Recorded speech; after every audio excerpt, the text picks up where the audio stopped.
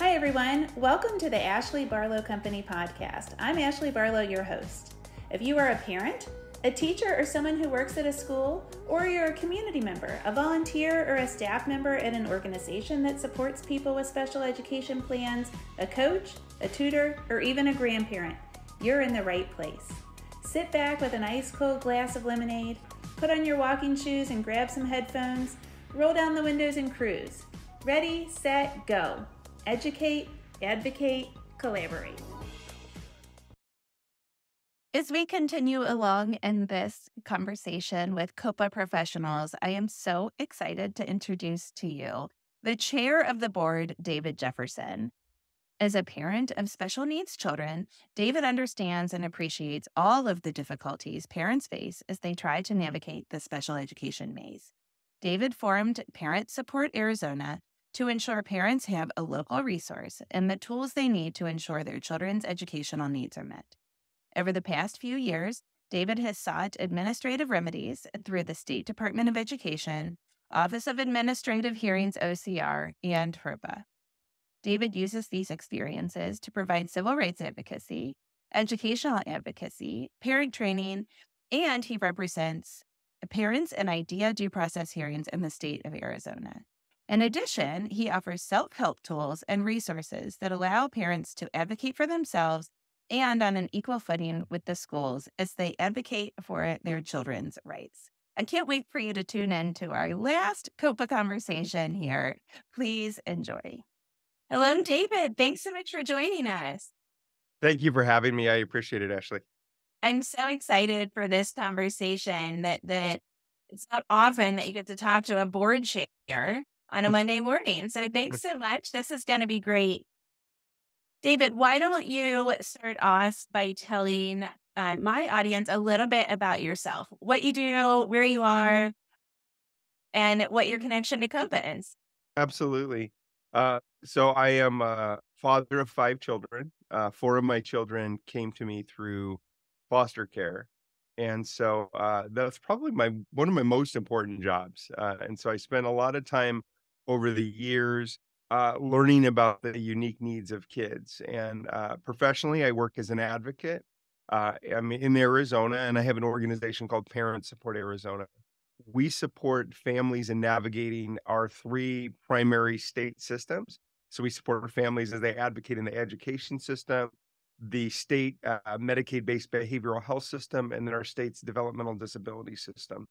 And all of that for me came through my own experiences with my children. And so just as a dad who had young children who had a lot of different things going on and who didn't really feel equipped on how to meet those needs, I had to learn so I could advocate for them. And then through that learning and that advocacy, it kind of sparked a passion for me to do more. And so in 2012, I started Parent Support Arizona so we could help out more families in their journey in advocating. We work with about 450 families a year. I have 5 people who work with me in my office, and we support families statewide, some families in other states, but primarily just in Arizona. Wow, you're busy. I am. In 2011, as I was getting going on my advocacy journey, someone connected me with COPAA. I did not know who COPAA was, but I knew I wanted to learn more about advocacy. So I did 2 things. I went to a rights law conference, and I had an opportunity to go and to sit and to learn from Pete Wright, which was amazing. And then I joined COPAA, and I went to a COPAA conference. And then through that, I was a sponge. I wanted to soak up everything I could. I got involved in COPAA. I joined a committee, and eventually I became the co-chair for the Social Racial Equity Committee for COPAA. I became a board member, and then a few years ago, I joined the executive committee, and then eventually became the board chair for COPAA. So it's been a great journey as a parent who learned and became an advocate, and now to be able to help support an organization like this, it's really a blessing. And that's what we're going to talk about today. And we're going to talk about your journey as an advocate, which I think is so important. As an attorney myself, I spent the first several years of my career only doing legal work. And that doesn't mean I've always gone to meetings. I've always been the kind of attorney that goes into IEP meetings, but I didn't do what I considered to be advocacy. And now I will go to several states as an advocate without my law license, through another business that I own. And I'd say similar skill set, but it's a little bit of a different environment and a different feel, and the rules are a little bit different. And I think it's really important to talk about that difference and then to also, talk about the similarities and advocacy in general. And that's what we do here at Ashley Barlow. We talk a lot about advocacy. So let's talk, David, about what you were doing before you became interested Oh. in advocacy. So I worked in the corporate world. I actually worked for Best Buy, the electronics retailer. I did most jobs you can imagine, but my day job was a lot different. Working in the corporate world, it's about deliverables, it's about sales, it's about metrics that really aren't people focused. They're more business and profit focused. And so when I was first approached by some friends and they said, "You need to go and you need to advocate for other families. You should go start a business." I thought, "That's crazy."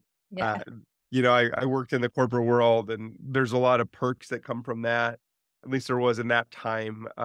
Stock options. I had a lot of time off. I went on vacation at least every quarter. And to go from there, it was scary, but I just felt like there's so many families that need help, and I have the ability to help them. I think I have to do this. And so I made a transition from the corporate world to advocacy, and it actually was a lot smoother transition than I thought it would be. The thing I liked about that transition, I got to use a lot of the problem solving skills and also, in the corporate world, you're managing a lot of personalities. Sometimes they're really big personalities. And in advocacy, that's really what we do also. Whether you're a parent who's showing up at your kid's school and kind of interacting with a school administrator who maybe has a big personality or thinks they have everything figured out, you have to influence. You have to figure out, how do I work with this person to help them to understand who my child is or who my client is? How do I help them to understand that just because you've done it this way, maybe forever, doesn't mean you need to keep doing that way. We need to look at it different. We need to figure out what we're doing for this individual. Yeah. So good. So one thing that you talked about in that answer is knowing that you had the skill set and the ability to help. I think a lot of people, I always say, I've been to 80% of my clients say, I want to do what you do. How do I get trained? Do I need to go to law school? And I always tease advocates want to go to law school and attorneys want to go and get master's degrees in special education. We all feel inadequate, but I, like you, had a knowledge. I knew that I had the skill set to open my practice to special education more broadly. I kind of always done this work, but I had to make a decision that I wanted to do this work. How did you know that you had what it took to be an advocate? Mm. Boy, it's an interesting question.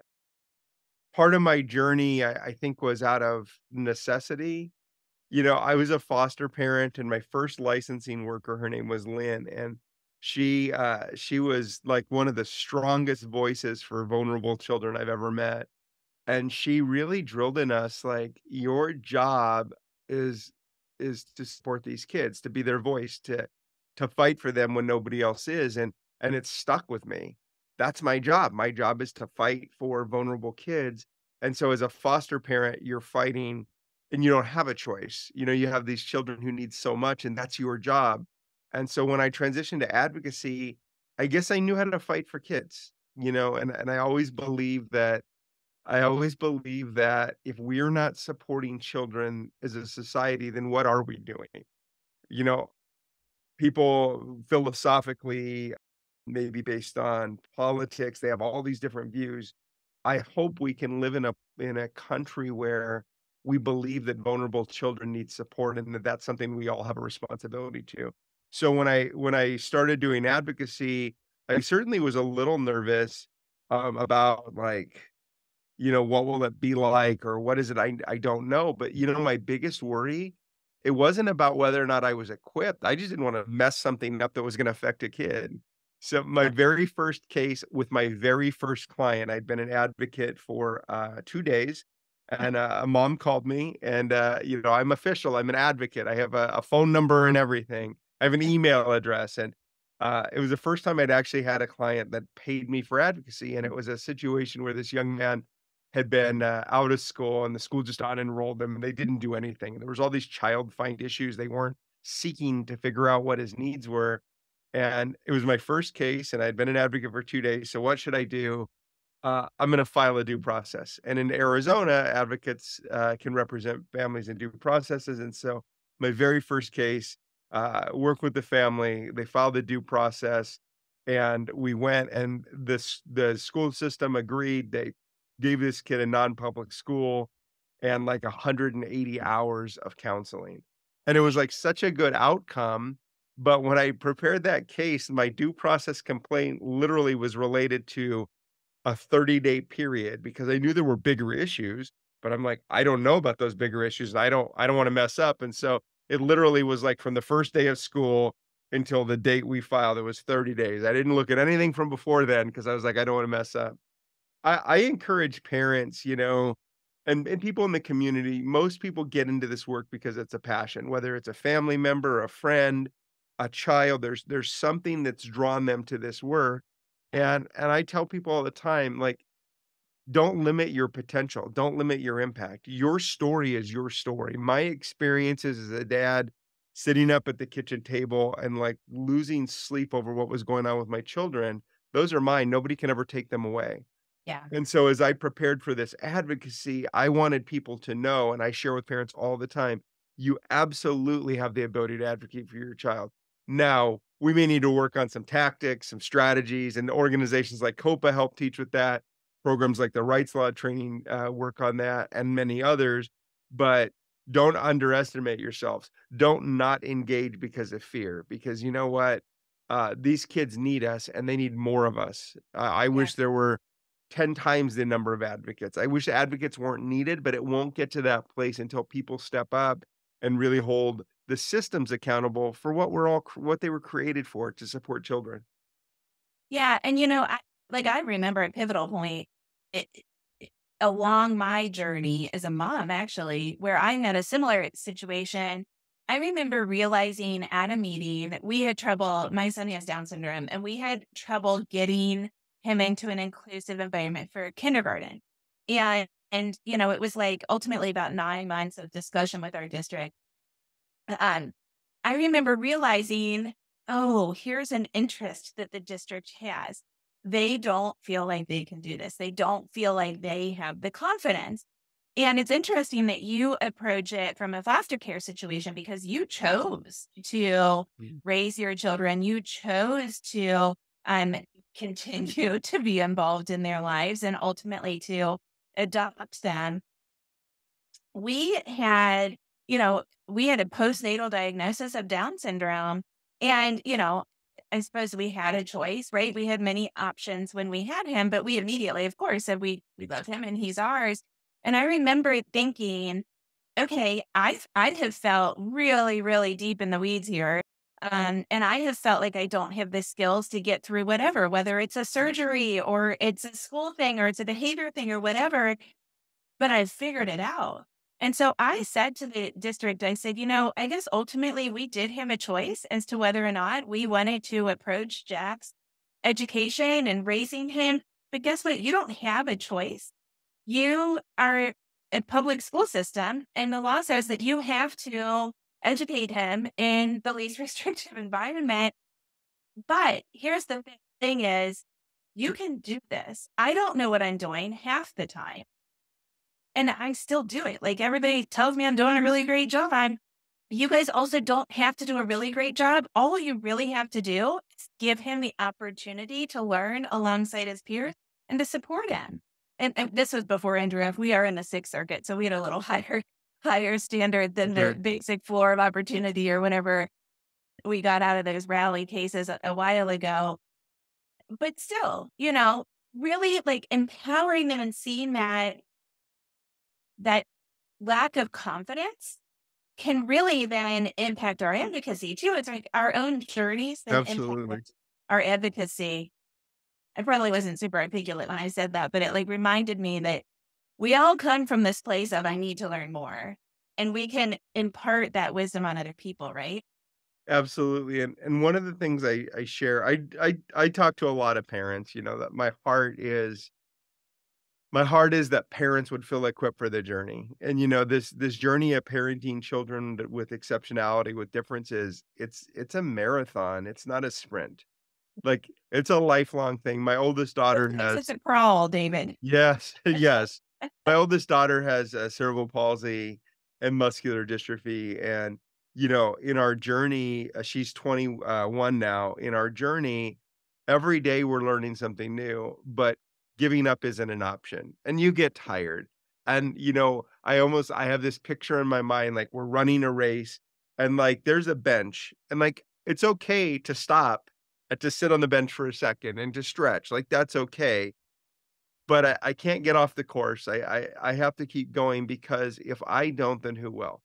And I encourage parents all the time, like all of us are advocates, and maybe some of us are advocates for a community or for a state or for public policy, but we have to keep pushing ourselves because I'd argue we don't have a choice. We really don't.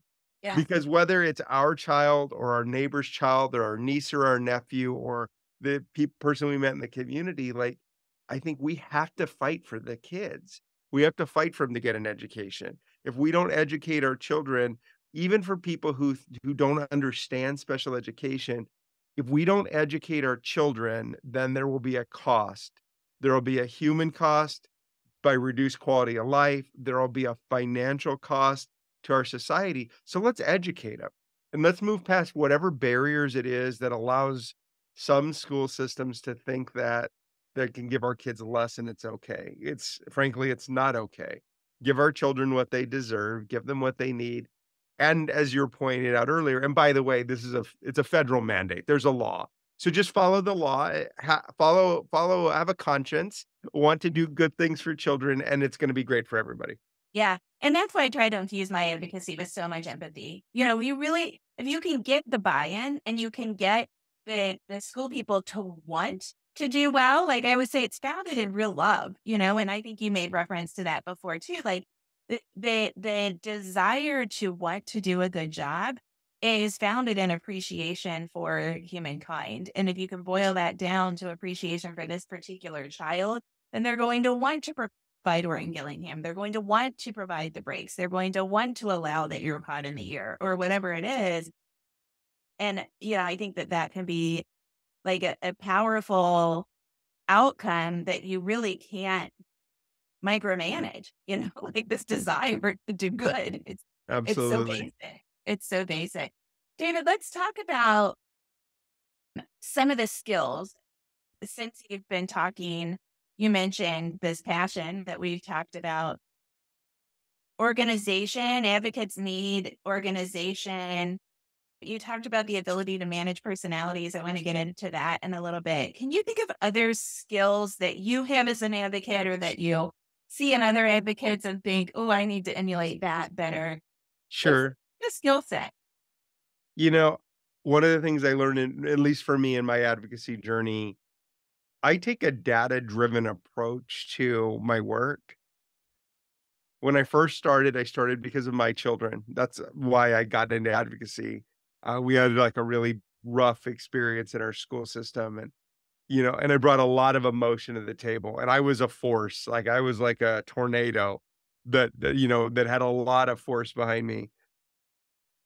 But I didn't always build relationships. I didn't always maintain relationships because I was very, very passionate about the work, about the advocacy, and, as that evolved over time, I realized I had to bring more than just a lot of emotion and frustration. So I tend to use a lot of data, so that's my approach to advocacy. I'm a big proponent of data. If I'm in a 90-minute IEP meeting, I'm gonna spend 75 minutes in the present levels.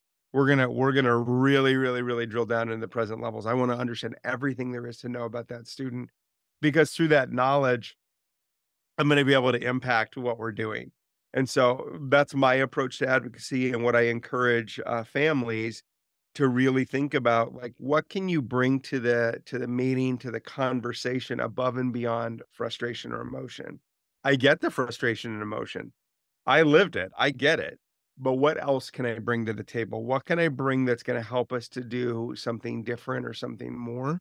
And that's what I try and bring. I think as far as skill sets go, I think you have to be able to I think you have to be able to actively listen. And sometimes that's hard, especially when we have something that we really need to get across.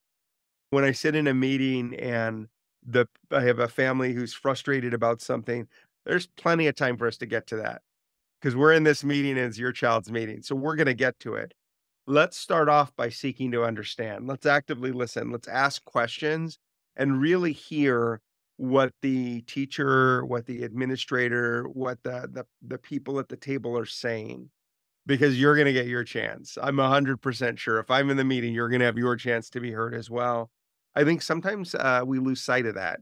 And so we sit in these spaces and we're frustrated and we have to get our point across and now we're arguing or we're getting to a place where we're losing sight of what we're there for and we're not influencing. And so I would say that's a big thing. I think understanding the law is helpful, but in what I do, I don't quote the law. I haven't quoted the law since probably the first year I did this. I knew all the statutes, I knew all the regulations. The rights law program, that training teaches you about the statutes and the law. But at the end of the day, I don't need to tell them the law. I need to tell them the mandate. Here's what you were required to do. So where is the information? Where's the data that you were supposed to use? Where's the peer reviewed research based intervention? Oh, so you didn't use anything that was peer reviewed and research based. Where's the data on the outcomes? Like, if we haven't had an outcome, how long are we gonna let this go before we do something? So I tell families, you don't have to be a lawyer. There are great lawyers who work in advocacy, and there are great advocates who aren't lawyers, and there are parents who sit at tables every single day and accomplish amazing things. So I would say just be willing to be moldable, active listen, and bring your care and your compassion. Always, always, always put who that student is in front of that group. How do you ignore it? When you look at Sue or Tim or Bill and you look at these children and you hear about their strengths, you hear about the things that make them light up, and then you talk for the next hour about how we don't do any of those things, and actually we go the opposite direction and we focus on all the things they're not good at, and then we wonder why are they frustrated? I know. And we don't, if it's based on objective information, if you don't follow the order of the IEP, then how would you expect good outcomes? So yeah, I couldn't agree with you anymore on any of those things. Those are many of the things that I would list if I was asked that question as well. I love that answer. Do you have, so a lot of those are advocacy or negotiation tactics skills, as opposed to, as you said, as opposed to those like knowledge of the law kind of skills. What resources, you've mentioned the rights law books, which are appropriately featured over my left shoulder, but my negotiation section's over yonder, so you can't see it. Do you have some favorite tools that you have learned, that you have used to learn negotiation advocacy strategy, or do you just, and has it been trial by fire and you've just gotten good at it? Honestly, I was very fortunate because I worked in the corporate world, and so, when you work in leadership in a that kind of environment, it is constantly navigating an Yeah. environment that's unpredictable, and so I guess my training in negotiation, in really how do we find the win, I think a lot of it came from those experiences. In the corporate world, everything is about performance, everything's about results, and you also have so many different layers, and layers on top of layers, and so you need to manage, down, you need to manage sideways, you need to manage up, sometimes you need to manage your boss's boss, you need to manage expectations, so Yeah. I think I was really lucky I didn't have to bring some of those pieces. And again, I also will say, like, I learned my strengths and I learned what I'm good at, and that's what I do. And, and I try not to veer out of that. There's a author I enjoy, his name's Marcus Buckingham, and he has a series of books, and I think a lot of his books are really about finding your strengths. He has a book, it's called Strength Finder, but it talks to you about, like, how do I leverage the things that I'm good at? And I think, we spend so much time trying to fix things we're not great at, and his whole approach is like, you need to figure out what you're good at and do more of that, and then not do the things you're not good at, and that's what I do. And so I have a great advocacy team I work with because we're all very different. I have people, if I have a family who needs something that's outside of my skill set, and not just my knowledge, but, like, my skill set. Maybe they need an advocate that has a different, type of approach. Maybe they're in a traumatic situation and they need somebody who's gonna show up differently. I know who the people are on my team who might be a better fit. And I think that for me, just, mm, trying to move forward from what I'm good at makes a big difference. Yeah, that I think that's a really, really great point. And, you know, something that I have learned in doing this work and in being involved in so many nonprofits in my life is that there are far too many people whose ego get in the way of doing good work. And what you just articulated is a very humble position. And I think humility gets us so far in the field and in our careers. And it's so funny because we started off talking about knowing that we had the skill set and having the confidence to get started, but there's also a humility to stop a meeting when we don't have information, when we don't know something, when, emotions from anybody on our side of the table are too high for the meeting to be effective. And modeling that humility, like you just, is such an asset to the entire IEP process. And gosh, we can take that in so many other places in our lives, can't we? Absolutely. I'd also say that, I walk into meetings, I probably do 300 IEP meetings a year. And I walk into meetings and sometimes I walk in and I know what they're gonna say. I already know what they're gonna do. And I have to check myself because sometimes I walk in and, like, Yeah. I'm like, "You really are an amazing special education team. Oh my gosh." And I will, as an advocate, I'm humble enough that, like, when I walk in and people just get it and they're doing the right Yep. things, Me too. I'll stop and say it. Last week, I sent cookies to a special education department at one of our local high schools Yeah. because I will tell you, I have a young man I've supported for years, and we're 2 weeks from the end of school, and he's failing 3 classes because he's a teenager and kinda got a little distracted with friends and other things, Okay. and I reached out to the department chair, and I just said, "This kid is worked so hard, like, what can we do?" And they sprang into action, and he's meeting with her before school and after school, and they have this whole plan, and I thought, "Who does that?" Because just as busy as he is with it being 2 weeks to the end of the school year, every single one of those educators is busy, and I literally had to check myself and say, "You know what? Sometimes this work is hard because it feels like nobody gets it. Nobody wants to do what's right for kids." And I was like, "Here's actually a school that wants to do something right." And so I sent him cookies because I was like, "Hey, this is it's just a little token because I appreciate that you stepped up because this kid needed somebody in this moment." And I also encourage parents, like, and advocates and attorneys, like, we know the we know the interactions we've had with the people that have been, directly involved, but let's not assume that everybody in the profession has that same approach.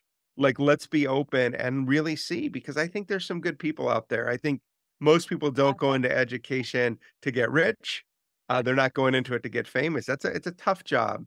And, so I try my best to be humble, but also to recognize when people are putting forth the effort. And if I didn't approach something with humility, I've built a reputation where I'm okay for people to call me out on it. I've had directors call me after a meeting and say, "Hey, I just have to tell you, you were a little out of line with how you handled this situation or that situation.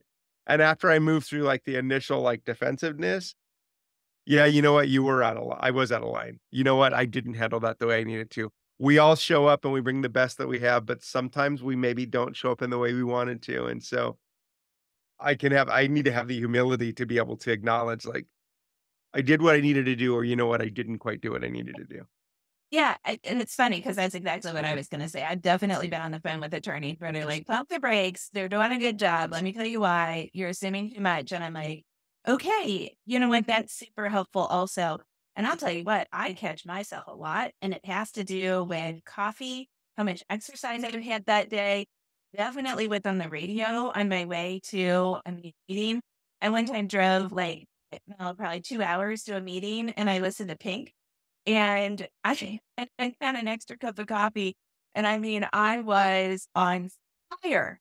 And I said to my client, like, 15 minutes in, I was like, "I am super sorry. I am going to, like, go to the bathroom." And it was a mediation. I'm gonna take a break, and I'm gonna calm myself down. And I told them I had listened to Pink, and they were like then we got in this great conversation about Pink and how we both love it, and they were like, they needed to hear it and everything was fine once I recentered, but, like, that self-awareness of, like, we're human, and Absolutely. sometimes we just get too excited about stuff or we make assumptions or, 25 other things happen and things go sideways.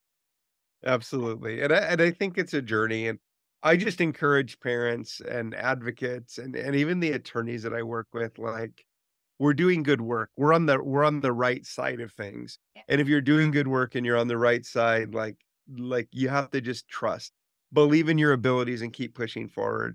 And ultimately, you'll start to find that, like, more times than not, the people on the other side of the table, they do want the same things you want. They want better outcomes for kids. Sometimes they don't know.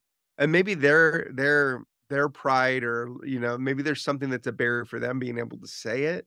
But if we show up with humility and we're really, really student focused, I think sometimes they're a whole lot more willing to say, okay, like, let me engage and figure out what we need to do here. Let me engage. Let's talk about what we're doing and what we can do differently. yeah, that's awesome. That's it, David. What an awesome conversation. Holy cow, COPA is really lucky to have you at Thank the you. helm on the board side. Thank you so much for joining us. This has been a real pleasure. Yeah, thank you for having me, and I just appreciate the opportunity to talk about, this journey. I'm passionate about the work, and I appreciate what you do.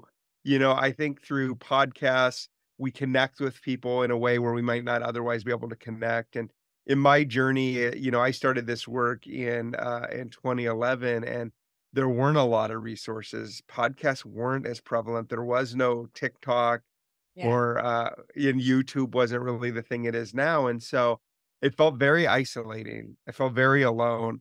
And I exactly. just appreciate you and you having this forum to be able to share and to encourage. And my hope is that there's some parents sitting around their kitchen table like I was all those years ago who can hear what you're sharing, who can hear from the people you're bringing in, and who can have hope, who can have the hope to keep up the fight. Because you know what? It's a marathon, and a marathon's a lot of miles of running and or crawling or walking or everywhere in between. And I Yeah, just hope that's that I'm appreciative, and I thank you for creating this opportunity for people to be able to engage and to learn. thank you. And it's a pleasure.